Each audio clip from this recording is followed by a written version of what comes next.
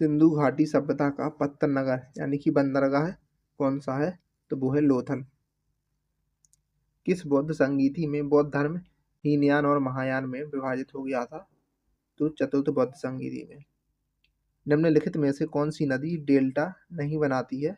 तो वो है ताप्ती नदी, ऑप्शन नंबर डी। भारत में रुपए का अवमूल्यन पहली बार कब किया गया था? 1949 में। सोशल मीडिया प्लेटफॉर्म ट्विटर जो कि अब एक्स है, उसके संस्थापक कौन है? तो जैक डॉर्सी, ऑप्शन नंबर ए।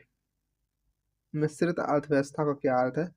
सार्वजनिक और निजी क्षेत्र का सह अस्तित्व, ऑप्शन नंबर बी। भारत का सबसे ऊंचा जलप्रपात कुंचिकल किस राज्य में स्थित है? तो यह है कर्नाटक में। विटामिन सी का रासायनिक नाम क्या है? तो ascorbic acid, option number B. भारतीय संविधान की किस अनुसूची में भाषाओं का उल्लेख है? तो 8वीं अनुसूची में। राष्ट्रपति को पद की शपथ कौन दिलाता है? तो भारत के मुख्य न्यायाधीश।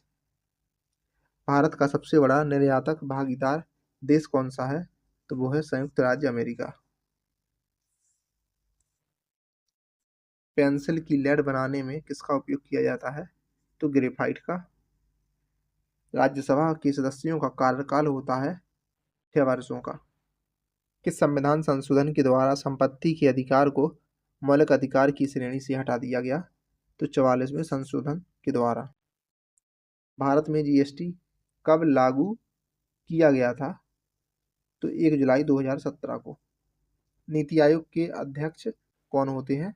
तो प्रधानमंत्री।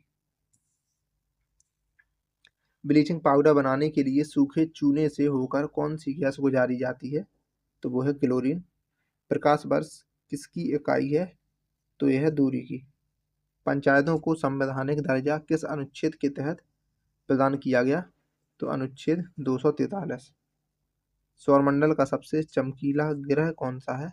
तो वो है शुक्र ग्रह। अगला प्रश्न है कि विश्व की सबसे गहरी झील कौन सी है? तो वो है बैकाल झील। कपास की खेती के लिए सर्वाधिक उपयुक्त मिट्टी कौन सी है? तो वो है काली मिट्टी। अकबरनामा की रचना किसने की थी? तो अबुल फजल ने। भारत का सबसे बड़ा आयात स्रोत क्या है? तो वो है कच्चा तेल। जलियांवाला बाग हत्याकांड के विरोध में किसने नाइटहुड की उपाधि त्याग दी थी? तो रविंद्रनाथ टैगोर ने। भारत में हरित क्रांति की शुरुआत मुख्य रूप से किस दशक में हुई थी? तो 1960 में। भारत में नगरीकरण की दर में वृद्धि का मुख्य कारण क्या है? तो औद्योगिक विकास और रोजगार अवसर, ऑप्शन नंबर बी। लोहे पर जंग लगना किसका उदाहरण है? ऑक्सीकरण का। जलवायु परिवर्तन का प्रमुख कारण क्या माना जाता है? तो ग्रीन हाउस गैसों का उत्सर्जन, ऑप्शन नंबर बी। भारत में राष्ट्रीय कृषि बाजार का मुख्य उद्देश्य क्या है? तो कृषि उत्पादों के लिए एकीकृत राष्ट्रीय बाजार बनाना। भारत में नगरीकरण से जुड़ी मुख्य पर्यावरणीय चुनौती क्या है? तो वो है वायु और जल प्रदूषण में वृद्धि। एलिसा परीक्षण का उपयोग किसके लिए होता है? तो एंटीबॉडी पता लगाने के लिए, option number B. The God of Small Things पुस्तक के लेखक कौन है? तो अरुंधति राय। भारत में महिला सशक्तिकरण को बढ़ावा देने के वाली बेटी बचाओ बेटी पढ़ाओ योजना कब से शुरू हुई थी? 2015 से। बैंकों का बैंक किसे कहा जाता है?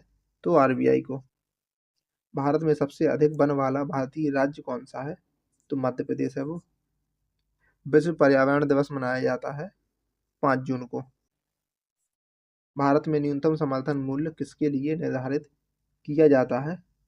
तो इसका जवाब है मुख्य कृषि फसलों के लिए किसानों को सुरक्षा प्रदान करने हेतु। भारत में डब्ल्यूटीओ के साथ व्यापार विवाद मुख्य रूप से किस क्षेत्र से जुड़े हैं? तो कृषि सब्सिडी। 2011 जापान भूकंप और सुनामी की तीव्रता क्या थी जिसने फुकुशिमा परमाणु दुर्घटना को जन्म दिया? तो 9 तीव्रता थी। सत्य के साथ मेरे प्रयोग पुस्तक के लेखक कौन है? तो महात्मा गांधी।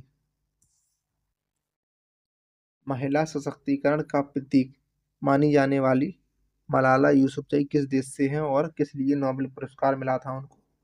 तो पाकिस्तान से हैं और लड़कियों की शिक्षा के लिए इन्हें पुरस्कार मिला। लिंक्डइन मुख्य रूप से किस उद्देश्य के लिए जाना जाता है?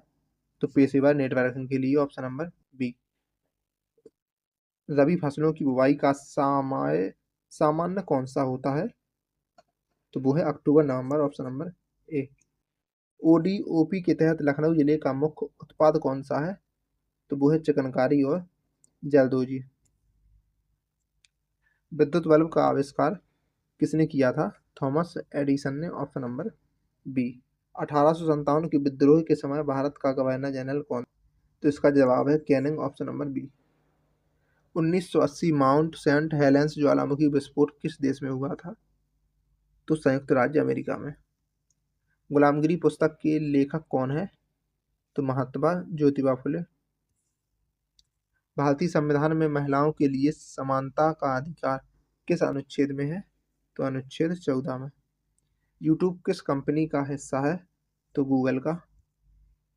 इंटरनेट का आविष्कार मुख्य रूप से किस प्रोजेक्ट से जुड़ा है? तो एपरानेट। उत्तर प्रदेश में किस नृत्य शैली को प्रमुख स्थान प्राप्त है जो मुगल काल से जुड़ी हुई है? तो कथक। भारत में आंतरिक सुरक्षा के लिए गठित राष्ट्रीय जांच एजेंसी एनआईए का मुख्यालय कहाँ पर है? तो नई दिल्ली में।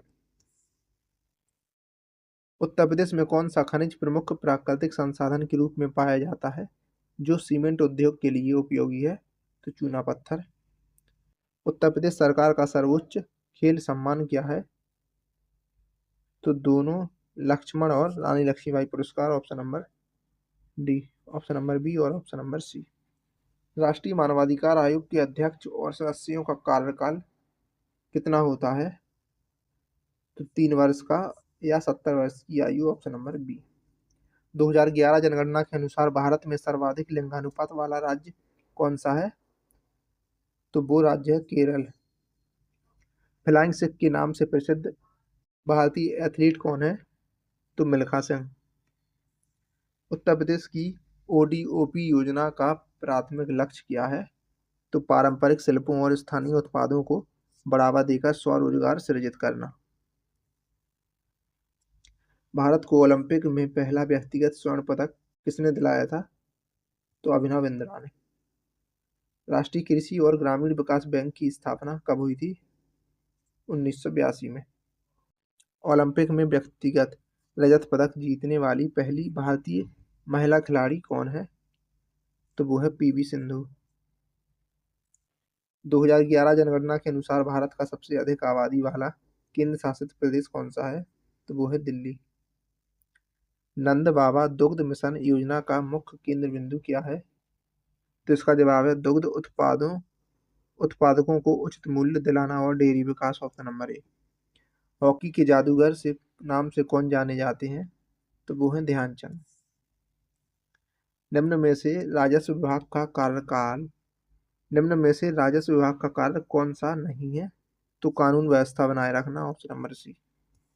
निम्नलिखित में से गर्म महासागरीय धारा कौन सी है? तो वो है gulf stream, option number D. Arya Samaj की स्थापना किसने की थी? तो स्वामी दयानंद सरस्वती ने, ऑप्शन नंबर ए।